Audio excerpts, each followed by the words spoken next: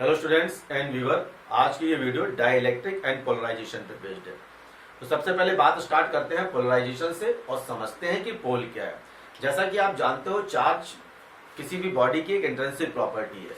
कोई भी बॉडी होती है उसके अपने एक इंट्रिंसिक प्रॉपर्टी होता है चार्ज, जिसको टू पार्ट्स में हम डिवाइड करते हैं। चार्ज के टू टाइप्स होते हैं, positive charge and negative charge. तो कोई भी मैंने एक ऑब्जेक्ट लिया, उस ऑब्जेक्ट का एक पॉइंट कंसीडर किया। अगर वो point electric and magnetic force को एक्सपीरियंस कर रहा है, या मैं ऐसा कहूं कि इस पॉइंट पर electric and magnetic force concentrated है, तो ये पॉइंट मोनोपोल कहलाएगा। इसी से आर डिस्टेंस पे सेपरेट करके मैंने कुछ दूरी पर एक पॉइंट और कंसीडर कर लिया, दो पॉइंट हो गए। अब ये पॉइंट भी इलेक्ट्रिक एंड मैग्नेटिक फोर्स को एक्सपीरियंस कर रहा है, या ऐसा बोला जाए कि ये point electric and magnetic force को पर कॉन्सेंट्रेटेड है, तो ये दोनों पॉइंट अब डाइपोल कहलाएंगे। तो डाइपोल कुछ नहीं है, डाइपोल का मतलब कोई भी ऑब्जेक्ट का वो पॉइंट जो इलेक्ट्रिक एंड मैग्नेटिक फोर्स को एक्सपीरियंस कर रहा हो ड्यू टू द चार्ज, उसको पोल बोला जाता है स्टूडेंट्स। और जिस तरीके के चार्ज दो होते हैं, उसी तरीके से इसके दो पोल भी होते हैं, पॉजिटिव पोल और नेगेटिव पोल भी बोल सकते हैं। अब चूंकि दो चार्ज हो जाएंगे तो उसको डाइपोल बोला जाएगा, एक चार्ज है तो मोनोपोल बोलेंगे। अब बात स्टार्ट करते हैं स्टूडेंट, समझना। सबसे पहले डाइइलेक्ट्रिक, कितने टाइप के मटेरियल होते हैं स्टूडेंट? मटेरियल होते हैं, हमारे रियल लाइफ में आपने पढ़ रखा होगा, तीन टाइप के मटेरियल होते हैं। पहला होता है कंडक्टर, दूसरा होता है इंसुलेटर और तीसरा होता है सेमीकंडक्टर। कंडक्टर वो मटेरियल होते हैं जिनमें चार्जेस का फ्लो इजीली होता है, चार्ज आसानी से पास होते हैं, उनको कंडक्टर बोला जाता है। इंसुलेटर वो होते हैं जिनमें चार्जेस का फ्लो इजी नहीं होता है, उनको इंसुलेटर बोलते हैं। और सेमीकंडक्टर वो मटेरियल होते हैं जिनकी कंडक्टिविटी कंडक्टर और इंसुलेटर के मिड में लाइट कर रही होती है, वो सेमीकंडक्टर होते हैं। फिर डाइइलेक्ट्रिक किस प्रकार के मटेरियल होते हैं, इस बात को समझते हैं। तो डाइइलेक्ट्रिक को समझाने के लिए हमें जरूरत पड़ेगी पोलराइजेशन की। जैसे हम पोलराइजेशन समझ में आ जाएगा, वैसे डाइइलेक्ट्रिक अपने आप में डिफाइन हो जाएगा। तो देखिए बात करते हैं। तो सबसे पहले हम समझते हैं कि किसी भी कंडक्टर का बिहेवियर क्या होता है अगर किसी भी कंडक्टर को हम एक्सटर्नल इलेक्ट्रिक फील्ड में रखते हैं। ठीक है, इसी तरीके से इंसुलेटर को किसी भी एक्सटर्नल इलेक्ट्रिक फील्ड में रखते हैं तो वो किस तरीके से बिहेव करता है, हम उसके बिहेवियर को समझते हैं। ये कंडक्टर है स्टूडेंट, और इसको मैंने एक एक्सटर्नल इलेक्ट्रिक फील्ड में रखा हुआ है। और जैसे ही इसको हम किसी एक्सटर्नल इलेक्ट्रिक फील्ड में रखेंगे, वैसे इलेक्ट्रिक फील्ड की वजह से इस कंडक्टर में जो एसोसिएटेड चार्ज होंगे, पॉजिटिव और negative, positive charge electric field की डायरेक्शन में सेटल्ड हो जाएंगे कुछ इस तरीके से, और नेगेटिव चार्ज इलेक्ट्रिक फील्ड की नेगेटिव डायरेक्शन में सेटल्ड हो जाएंगे। तो किसी भी कंडक्टर के अंदर इस प्रकार के चार्ज का सेपरेशन हो जाना due to the electric field, यही पोलराइजेशन कहलाता है। हम बोलेंगे कि ये कंडक्टर पोलराइज्ड हो गया, यानी कि पॉजिटिव और नेगेटिव चार्ज सेपरेटेड हो गए कुछ डिस्टेंस से। अब होगा क्या स्टूडेंट्स कि ये पॉजिटिव और नेगेटिव चार्ज अपने अंदर एक खुद से एक इंड्यूस्ड इलेक्ट्रिक फील्ड प्रोड्यूस कर देंगे। एक्सटर्नल फील्ड तो हमने दी थी इसको, और जैसे ही इसको मैंने इसको एक्सटर्नल इलेक्ट्रिक फील्ड में रखा, वैसे ही इंड्यूस और चार्ज के सेपरेशन होने की वजह से पॉजिटिव और नेगेटिव चार्ज सेपरेट हो गए। इस प्रोसेस को आपने बोला कि ये पोलराइज्ड हो गया। तो पोलराइज होने की वजह से ये खुद की अपनी एक इलेक्ट्रिक फील्ड क्रिएट कर देगा स्टूडेंट्स, और ये इलेक्ट्रिक फील्ड मैग्नीट्यूड में सेम और डायरेक्शन में अपोजिट होगी। यानी किसी भी कंडक्टर के अंदर जो एक्सटर्नल फील्ड का जो मैग्नीट्यूड होता है और इंड्यूस्ड इलेक्ट्रिक फील्ड का जो मैग्नीट्यूड होता है, वो मैग्नीट्यूड में सेम और डायरेक्शन में अपोजिट होता है। इस वजह से इस कंडक्टर के अंदर टोटल नेट इलेक्ट्रिक फील्ड हो जाएगी वैनिश, यानी कि नेट इलेक्ट्रिक फील्ड हो जाएगी जीरो। यानी किसी भी कंडक्टर के अंदर अगर किसी भी एक्सटर्नल फील्ड के अंदर अगर हम किसी कंडक्टर को रखते हैं, तो कंडक्टर के अंदर इनसाइड इलेक्ट्रिक फील्ड जीरो हो जाती है। उसका रीजन क्या है कि इंड्यूस इलेक्ट्रिक फील्ड प्रोड्यूस हो जाता है, जिसका direction opposite to the electric field होता है। तो ये तो बिहेवियर था कंडक्टर का। अब हम बिहेवियर देखते हैं कि इंसुलेटर किस तरीके से बिहेव करता है अगर हम इंसुलेटर को किसी भी एक्सटर्नल इलेक्ट्रिक फील्ड में जाके रखते हैं। ये स्टूडेंट नॉन कंडक्टिंग मटेरियल है, इंसुलेटर है। जैसे इसको एक्सटर्नल इलेक्ट्रिक फील्ड में रखेंगे, ये भी अपने आप में चार्ज को डिस्ट्रीब्यूट करेगा और कुछ इस तरीके से इलेक्ट्रिक फील्ड की डायरेक्शन में पॉजिटिव चार्ज हो जाएंगे। हाईली इलेक्ट्रिक इंटेंसिटी है, इलेक्ट्रिक फील्ड है, तो इस वजह से ये होना स्टार्ट कर देगा, ये चार्ज का सेपरेशन हो जाएगा। तो चार्ज सेपरेट हो गई, इसका मतलब कि ये जो मटेरियल है ये पोलराइज्ड हो गया, ये मटेरियल पोलराइज्ड हो गया। कैसा मटेरियल है? ये नॉन कंडक्टिंग मटेरियल है, इसका मतलब ये इंसुलेटर है, ये नॉन कंडक्टिंग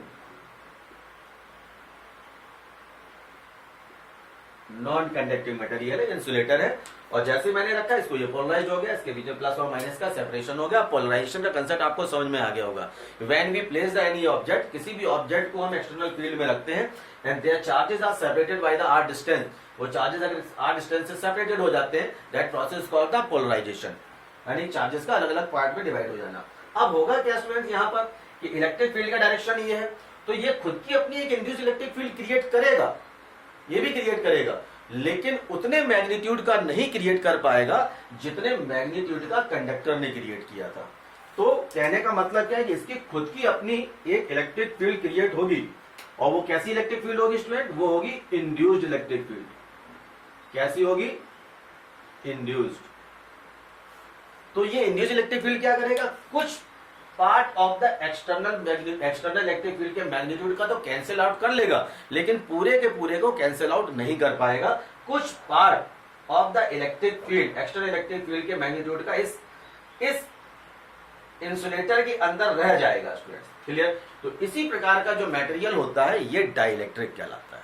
क्लियर? तो डाइलेक्ट्रिक वो मटेरियल होते हैं, इंसुलेटिंग मटेरियल होते हैं, when we placed in external electric field then they transmit the electric effect due to the polarization। Polarization की वजह से ऐसे इंसुलेटिंग मटेरियल जो अपने आप में इलेक्ट्रिक फील्ड का फिनोमेना प्रोड्यूस करना स्टार्ट कर दें, वो मटेरियल हमारे डाइलेक्ट्रिक मटेरियल कहलाते हैं। तो देखिए इंसुलेटर और डाइलेक्ट्रिक का डिफरेंस बिल्कुल क्रिस्टल क्लियर है। इंसुलेटर वो मटेरियल होते हैं जो do not allow any kind of charges, flow of charges, जो चार्ज के फ्लो को अलाउ नहीं करते हैं। और डाइलेक्ट्रिक भी प्रकार के इंसुलेटिंग मटेरियल है, लेकिन वो इंसुलेटिंग मटेरियल डाइलेक्ट्रिक तब कहलाएंगे जब उनको हम किसी एक्सटर्नल फील्ड में हम प्लेस कर दें और पोलराइजेशन की वजह से वो खुद अपने आप में इलेक्ट्रिक इफेक्ट को ट्रांसमिट करने के लिए एलिजिबल हो जाए, तो ऐसे मटेरियल आपके डाइलेक्ट्रिक मटेरियल कहलाते हैं। इंसुलेटर और डाइलेक्ट्रिक में क्रिस्टल क्लियर डिफरेंस है। इंसुलेटर अलाउ नहीं करेंगे, ये इंड्यूस्ड इलेक्ट्रिक फील्ड होने की वजह से एक्सटर्नल इलेक्ट्रिक फील्ड का कुछ पार्ट तो खा जाएंगे, बचा हुआ पार्ट इसके पास बच जाएगा जो इलेक्ट्रिक फील्ड को ट्रांसमिट करने के लिए, इलेक्ट्रिक फील्ड को होल्ड करने के लिए, चार्ज को स्टोर करने के लिए कैपेबल हो गया। तो इस प्रकार का जो मटेरियल होता है स्टूडेंट, ये डाइलेक्ट्रिक, यही डाइलेक्ट्रिक की वजह से कैपेसिटर बनाए जाते हैं जो चार्ज को कैरी करते हैं, चार्ज को होल्ड करते हैं। क्लियर? अगली बात समझ में। और पोलराइजेशन को कैसे डिफाइन करेंगे? Rearrangement of electrons. आप देखें यहाँ पे चार्जेस का जो रीअरेंजमेंट हो रहा है, इसी को पोलराइजेशन कहते हैं। ठीक है? चार्ज इसके अंदर फैले हुए थे, जैसी फील्ड के अंदर रखा वैसे ही चार्ज रीअरेंज्ड हो गए, पॉजिटिव एक साइड में, नेगेटिव इस साइड में। तो पॉजिटिव और नेगेटिव का रीअरेंजमेंट किसी भी मटेरियल के अंदर, कंडक्टिंग नहीं बोलेंगे, किसी भी मटेरियल के अंदर, यही पोलराइजेशन कहलाता है। तो अब हम बात करते हैं आगे कि ये पोलराइज जो डाइलेक्ट्रिक मटेरियल है वो कितने टाइप्स के होते हैं। पोलराइजेशन क्लियर हो गया होगा। Rearrangement of electron inside any body, inside any material, किसी भी मटेरियल के अंदर रीअरेंजमेंट ऑफ इलेक्ट्रॉन्स, हमारा रीअरेंजमेंट ऑफ चार्जेस कहलाता है पोलराइजेशन।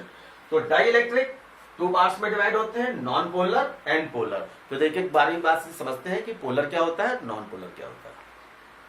स्टूडेंट, डाइलेक्ट्रिक मटेरियल होते हैं टू टाइप्स के, नॉन पोलर डाइलेक्ट्रिक मॉलिक्यूल्स और पोलर मॉलिक्यूल्स। क्लियर? तो सबसे पहले बात स्टार्ट करते हैं कि नॉन पोलर मॉलिक्यूल को कैसे डिफाइन करेंगे। तो मैंने पॉइंट वाइज यहाँ पे डेफिनेशन लिखकर रखा है ताकि आप इसको समझने में आपको आसान लगे। Non polar molecule, no charge produce. अभी एग्जांपल देके मैं समझाऊंगा कि ये किस तरीके से मैं कह रहा हूं कि नो चार्ज प्रोड्यूस। इसी तरीके से नेक्स्ट पॉइंट है, centre of positive charge coincide with centre of negative charge. इस बात को भी समझ लेंगे। इंडिविजुअल डाइपोल मोमेंट होगा नॉन पोलर मॉलिक्यूल का, होगा जीरो। मैंने इंडिविजुअल लिखा हुआ, IND से मतलब इंडिविजुअल है, और जिसके एग्जांपल है O2, Cl2, H2, CH4, CO2 etcetera, ये सभी हमारे एग्जांपल नॉन पोलर मॉलिक्यूल होते हैं। जितने भी डाई एटॉमिक मॉलिक्यूल्स होते हैं, डाई एटॉमिक मॉलिक्यूल्स, वो सभी के सभी नॉन पोलर होते हैं। तो अपनी बात को समझाने के लिए मैं एग्जांपल लेता हूं स्टूडेंट CO2 का। अच्छा, C आपको पता है, केमिस्ट्री से तो अच्छी तरीके से आपसे वाकिफ है कि जो कार्बन है वो 4 बॉन्ड से बना होता है। तो मैंने भी यहाँ आपको 4 बॉन्ड से बांध दिया इसको। ठीक है? ये केमिस्ट्री पूरी हो गई। O, C, ये भी ऑक्सीजन है हमारा।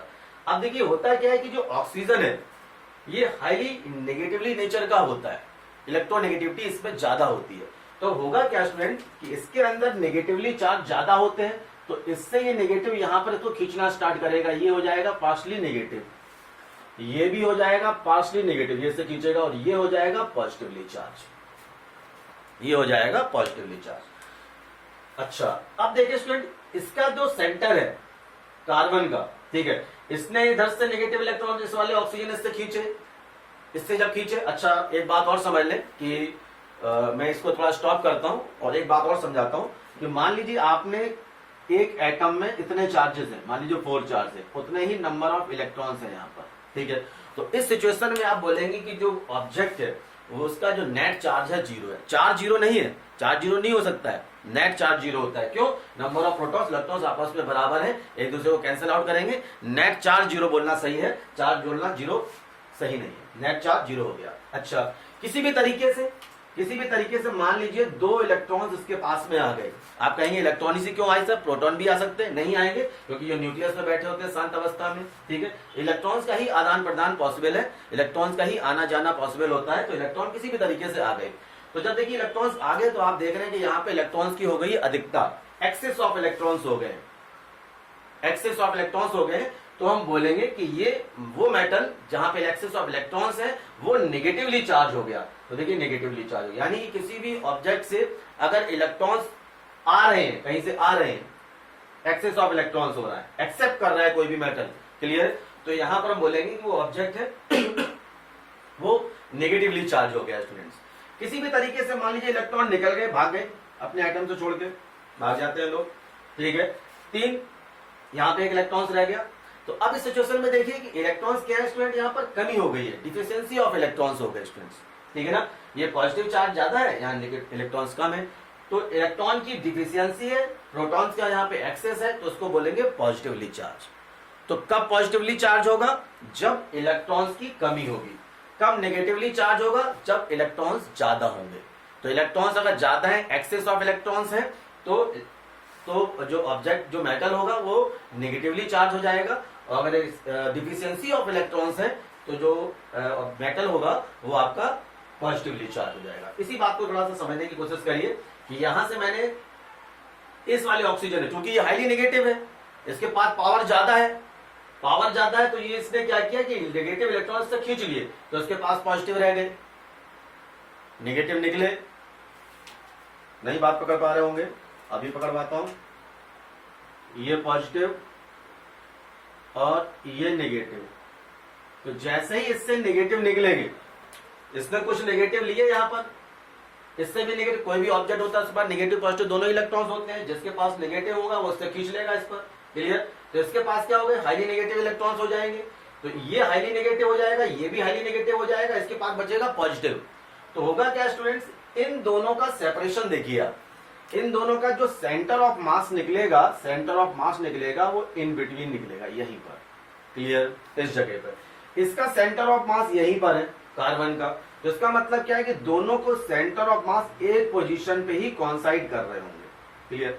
तो ऐसे मॉलिक्यूल जिनका सेंटर ऑफ मास पॉजिटिव और नेगेटिव 1 पॉइंट पर ही कॉन्साइड कर रहा होता है, तो वो मॉलिक्यूल्स नॉन पोलर मॉलिक्यूल्स कहलाते हैं, क्लियर। अच्छा ये शेप में सिमेट्रिक होते हैं, आप देखें सिमेट्रिकल इन शेप हो रहे हैं, क्लियर।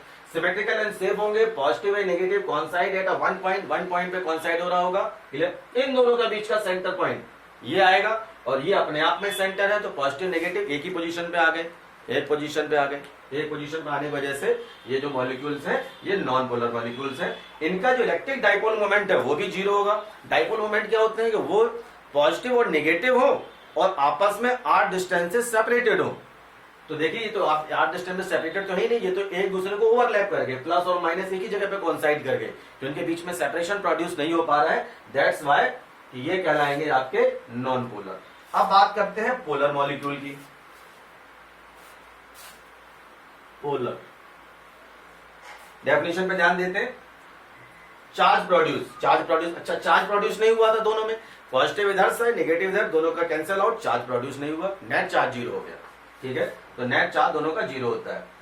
चार्ज प्रोड्यूस यानी कि जो पोलर मॉलिक्यूल है ये चार्ज को प्रोड्यूस करने में योगदान देते हैं, ठीक है।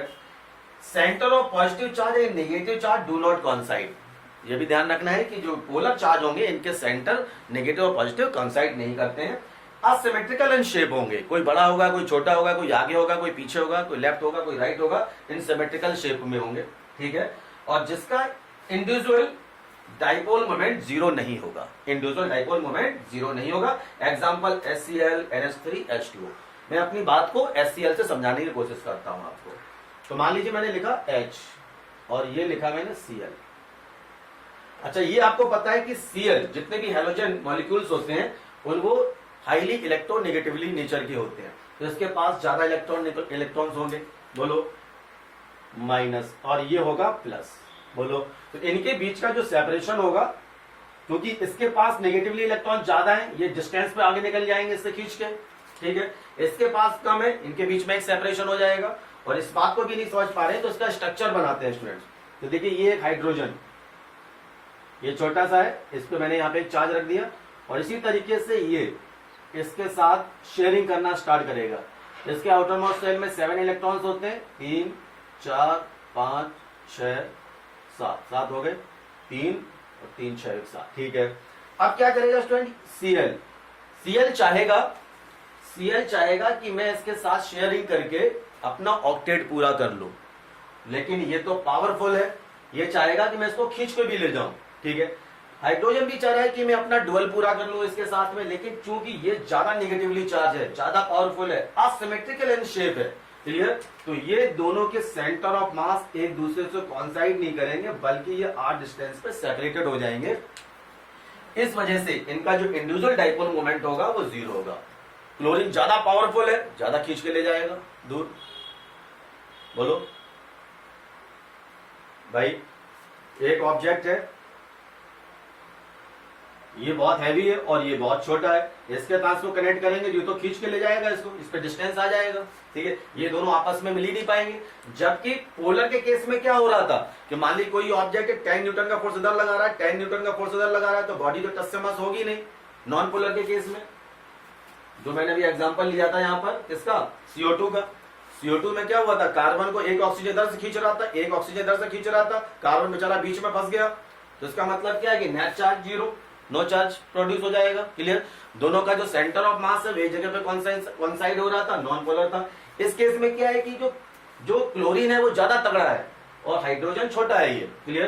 तो इसका मतलब क्या है कि इसका सेंटर ऑफ मास, इसका सेंटर ऑफ मास आपस में कॉन्साइड नहीं करेगा, बीच में एक सेपरेशन आ जाएगा, सेपरेशन आ जाएगा तो डाइपोल मोमेंट इंडिविजुअली जीरो नहीं होगा, क्लियर। तो इस प्रकार के जो मॉलिक्यूल्स होते हैं वो नॉन पोलर मॉलिक्यूल्स कहलाते हैं। अब हम बताते हैं आपको, नेक्स्ट टॉपिक है हमारा कि किसी भी डाइलेक्ट्रिक मटेरियल को हम कैसे पोलराइज्ड करते हैं। तो स्टूडेंट्स समझते हैं कि किसी भी डाइलेक्ट्रिक मटेरियल को कैसे पोलराइज करते हैं। इस फिगर को देख के समझ में आ रहा होगा कि किस प्रकार का डाइलेक्ट्रिक मटेरियल है। यह है नॉन पोलर डाइलेक्ट्रिक मटेरियल। कैसे पहचाना, इसी तरीके से पहचाना, centre of positive charge कॉन्साइड with centre of negative charge, positive negative charge कॉन्साइड है। और अगर ये ध्यान नहीं रह रहा है तो देखो सिमेट्रिकल इन शेप है, सभी सिमेट्रिकल शेप में। अभी फिलहाल इन पर इलेक्ट्रिक फील्ड जीरो है तो इस तरीके से कॉन्साइड कर रहे हैं, और इन पर जो इंडिविजुअल जो डाइपोल मोमेंट है वो उनका जीरो होता है, जैसा हमने स्टडी कर लिया। अब जैसे ही इसको आप किसी एक्सटर्नल फील्ड में आप रखोगे, एक्सटर्नल फील्ड में हम रखेंगे, तो मान लीजिए मैं फिर से एक स्ट्रक्चर बनाता हूं, अपने टाइम को बचाने के लिए पॉज कर लेता हूं। हाँ स्टूडेंट्स मेरी बात समझिए, जैसे ही मैं इसको एक इलेक्ट्रिक फील्ड में रखता हूं, अब इसका मतलब क्या है कि मुझे यहाँ पर इसको एक इलेक्ट्रिक फील्ड देनी पड़ेगी। Electric field not equal to zero कर दी, जीरो नहीं है, इलेक्ट्रिक फील्ड देंगे। तो ऐसा नहीं कि यहाँ पर आप एक स्मॉल टाइप की इलेक्ट्रिक फील्ड देंगे और इसमें पोलराइजेशन पॉसिबल हो जाएगा, नहीं। मुझे हाई अमाउंट का यहाँ पे इलेक्ट्रिक फील्ड इंटेंसिटी देना पड़ेगा, ठीक है, तब कहीं जाके ये पोलराइज होगा। जितनी ज्यादा इलेक्ट्रिक फील्ड इंटेंसिटी होगी उतना अच्छी तरीके से ये पोलराइज होगा, ठीक है ना। ये आगे चल के बात हमें समझ में आ जाएगी, लेकिन फिलहाल अभी समझ लें कि इंसुलेटर है ये, इसके जो मॉलिक्यूल्स हैं ये आपस में बहुत टाइटली बाउंड है, इनको अलग अलग करना है तो मुझे यहाँ पर हाई इलेक्ट्रिक फील्ड इंटेंसिटी देनी पड़ेगी, नहीं तो कम इलेक्ट्रिक फील्ड से अपना काम नहीं चलने वाला है। कौन है ये, डाइइलेक्ट्रिक है और एक प्रकार के इंसुलेटर है। इंसुलेटर का जो एटम का साइज होता है छोटा होता है, जो इलेक्ट्रॉन्स होते हैं वो टाइटली बाउंड होते हैं, ठीक है, पॉजिटिव के साथ में। तो उनको अगर हमें थोड़ा सेपरेट करना है तो हमें इलेक्ट्रिक फील्ड का इंटेंसिटी बढ़ाना पड़ेगा। तो इलेक्ट्रिक फील्ड का इंटेंसिटी हम बढ़ाते हैं स्टूडेंट्स, बढ़ा दिया मैंने, ये बढ़ा दिया, ठीक है। अब रूल क्या कहता है स्टूडेंट कि इलेक्ट्रिक फील्ड का डायरेक्शन ऐसा ही है, ठीक है। इस प्रकार का नेचर था, इलेक्ट्रिक फील्ड का डायरेक्शन ऐसा हुआ तो पॉजिटिव चार्ज इलेक्ट्रिक फील्ड की डायरेक्शन में हो जाएंगे और नेगेटिव चार्ज इसके अपोजिट डायरेक्शन में हो जाएंगे। वो मैंने पहले ही कर दिया था इस तरीके, जैसे इलेक्ट्रिक फील्ड पास किया positive negative positive negative, positive charge electric field की डायरेक्शन में, नेगेटिव चार्ज इलेक्ट्रिक फील्ड की अपोजिट डायरेक्शन में सेटल डाउन हो जाएंगे, लेकिन सिमेट्रिकली। क्लियर? इस सिचुएशन में इलेक्ट्रिक फील्ड जीरो नहीं, क्योंकि इलेक्ट्रिक फील्ड इंटेंसिटी बढ़ा दी। अब आप एक चीज यहाँ पे गौर कर रहे होंगे कि ये डाइपोल मोमेंट बन गया, दोनों के बीच में सेपरेशन आ गया, और डाइपोल के बीच का सेपरेशन कोई ऐसा नहीं किलोमीटर का होता हो, बहुत ही स्मॉल काइंड ऑफ डिस्टेंस होता है, बहुत ही स्मॉल काइंड ऑफ सेपरेशन होता है। तो जितना ये सेपरेशन दिखा रहे हैं मोर देन सफिशिएंट है डाइपोल की कंसेप्ट को डेमोस्ट्रेट करने के लिए। तो प्लस डाइपोल का डायरेक्शन कहां से होता है? नेगेटिव से पॉजिटिव की ओर। डाइपोल का डायरेक्शन कैसा होता है? नेगेटिव से पॉजिटिव की ओर। तो जो डाइपोल का डायरेक्शन होगा वो भी देखिए, डाइपोल का डायरेक्शन ये हो जाएगा, डाइपोल का डायरेक्शन भी हो जाएगा। तो आप नोटिस कर रहे होंगे कि इलेक्ट्रिक फील्ड का डायरेक्शन और डाइपोल इंडिविजुअल डाइपोल मोमेंट का जो डायरेक्शन है वो सेम हो गया है। तो अगर किसी भी dielectric non polar dielectric material को एक्सटर्नल फील्ड में रखते हैं तो ड्यू टू द पोलराइजेशन उसका जो नेट डाइपोल मोमेंट है वो जीरो नहीं होता है। आप देखिए यहाँ पे नेट डाइपोल मोमेंट जीरो नहीं हो रहा है, P net not equal to zero. तो किसी भी डाइलेक्ट्रिक नॉन पोलर मटेरियल को अगर हम इलेक्ट्रिक फील्ड में रखते हैं तो इस पर एक पोलराइजेशन होता है, पोलराइजेशन की वजह से इसमें एक डाइपोल क्रिएट होता है, डाइपोल का डायरेक्शन भी एक्सटर्नल इलेक्ट्रिक फील्ड की डायरेक्शन हो जाता है, जिसकी वजह से उसका पी नेट जीरो नहीं होता है। अब हम बात करते हैं कि पोलर मॉलिक्यूल के केस में कि ये किस तरीके से वर्क करते हैं। स्टूडेंट्स अब पोलर की बात समझते हैं। तो देखिए फिगर से समझ में आ रहा होगा कि ये किस प्रकार का पोलर डाइलेक्ट्रिक मटेरियल है। कैसे समझा? असिमेट्रिक इन शेप है और प्लस और माइनस प्लस देखिए यहाँ पे इनके बीच में सेपरेशन है, तो इस तरीके से समझ में आता है कि ये पोलर मॉलिक्यूल्स हैं। ठीक है स्टूडेंट्स, अभी इलेक्ट्रिक फील्ड जीरो है तो हर एक का इंडिविजुअल डाइपोल मोमेंट है वो कैसा है? यहाँ पर जीरो है, plus minus plus minus plus minus. ठीक है स्टूडेंट्स, तो स्टूडेंट देख रहे होंगे यहाँ पर कि हर एक एलिमेंट, हर एक एटम का, मॉलिक्यूल का अपना एक इलेक्ट्रिक डाइपोल मोमेंट है, लेकिन एक दूसरे से रैंडमली अरेंज्ड है। तो सभी का जो डायरेक्शन होगा, डायरेक्शन कैसा होता है? नेगेटिव से पॉजिटिव की ओर, नेगेटिव से पॉजिटिव की ओर, नेगेटिव से पॉजिटिव की ओर, नेगेटिव से पॉजिटिव की ओर। ये कुछ इस तरीके से हजारों लाखों इसके अंदर मॉलिक्यूल्स होंगे जो इस तरीके से रैंडमली अरेंज होंगे। हर एक इंडिविजुअल मॉलिक्यूल का डाइपोल है, लेकिन पोलर मॉलिक्यूल जो डाइलेक्ट्रिक होंगे उनका जो नेट होगा, नेट डाइपोल इलेक्ट्रिक मोमेंट जो होगा वो जीरो होगा। क्यों? सब एक दूसरे के अपोजिट डायरेक्शन में घूम रहे होंगे रैंडमली। क्लियर? तो वो एक दूसरे के इफेक्ट को कैंसिल आउट कर देंगे। इंडिविजुअल का इलेक्ट्रो डाइपोल मोमेंट जीरो नहीं है, इंडिविजुअल का इलेक्ट्रो डाइपोल मोमेंट जीरो नहीं है, बट इस पूरे सिस्टम का, यानी इस पूरे सिस्टम का, यानी जितने भी मॉलिक्यूल्स हैं इन सभी, चूंकि ये एक दूसरे के रैंडम डायरेक्शन में मूव कर रहे हैं, इनका जो शेप है असिमेट्रिक है। इस वजह से क्या होगा कि ये सभी एक दूसरे का जो डाइपोल मोमेंट का जो डायरेक्शन है, एक दूसरे का डाइपोल मोमेंट का डायरेक्शन है, एक दूसरे को कैंसिल आउट कर देंगे, वैनिश करेंगे। तो नेट डाइपोल मोमेंट जीरो होगा, इंडिविजुअल डाइपोल मोमेंट जीरो नहीं है, याद रखिएगा। क्लियर? अब मान लीजिए इस पर वो कब? जब इलेक्ट्रिक फील्ड हमारी जीरो है। ठीक है, अब इसको इलेक्ट्रिक फील्ड देते हैं, तो जैसे इसको इलेक्ट्रिक फील्ड हम देंगे इस प्रकार के मटेरियल को, इसको एक दिशा मिल जाएगी, एक डायरेक्शन मिल जाएगी, और ये अपने आप को एक सिस्टमैटिकली अरेंज कर लेंगे कुछ इस तरीके से। Sorry, minus plus minus plus minus plus minus plus minus plus minus plus minus plus minus plus. कब? When we provide the electric field.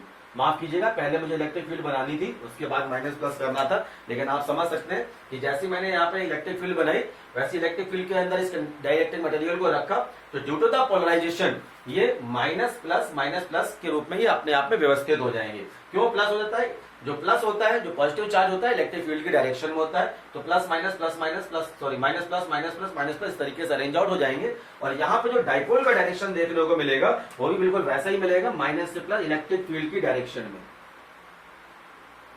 तो आप यहाँ पे एक चीज नोटिस कर रहे होंगे कि जब polar dielectric material non electric field में था तो इसका नेट डाइपोल था जीरो। क्यों था? Due to the random motion, random होने की वजह से। क्लियर? ये आपस में टकरा रहे होंगे, इनके अंदर हीट एनर्जी इतनी जा रही होगी हीट एजिटेशन इतना ज्यादा हो रहा होगा थर्मल एजिटेशन की वजह से कि सब एक दूसरे से दाएं बाएं इस तरह से घूम रहे होंगे, और दाएं बाएं जब घूम रहे होते हैं तो सब एक दूसरे की एनर्जी को कैंसिल आउट कर देंगे, डाइपोल मोमेंट भी हो जाएगा जीरो। लेकिन जैसे इसको एक्सटर्नल फील्ड में आप रखेंगे तो ड्यू टू द पोलराइजेशन ये एक प्रॉपर वे में व्यवस्थित हो जाएंगे, जिनका डायरेक्शन माइनस प्लस हो जाएगा। प्लस इसलिए होता है इलेक्ट्रिक फील्ड की डायरेक्शन में, इलेक्ट्रिक फील्ड का डायरेक्शन ये वाला है, क्लियर। तो जैसे ये प्लस माइनस एक दूसरे से अरेंज हो जाएंगे तो डाइपोल का डायरेक्शन माइनस से प्लस की ओर होता है, इलेक्ट्रिक फील्ड का डायरेक्शन ऑलरेडी ऐसा ही है। तो इसका मतलब क्या है कि जो पी नेट होगा, नेट डाइपोल मोमेंट वो नॉट इक्वल टू जीरो हो जाएगा स्टूडेंट्स, ठीक है ना, नॉट इक्वल टू जीरो, जैसा कि हमारा डाइपोल नॉन पोलर में था। इसका मतलब क्या है कि किसी भी डाइलेक्ट्रिक मटेरियल को, चाहे वो पोलर हो या नॉन पोलर हो, उसको अगर हम एक्सटर्नल इलेक्ट्रिक फील्ड में रखते हैं तो उसका जो नेट डाइपोल मोमेंट होता है वो नेट डाइपोल मोमेंट उसका प्रोड्यूस किया जा सकता है, वो जीरो के बराबर नहीं होता है। Thank you so much.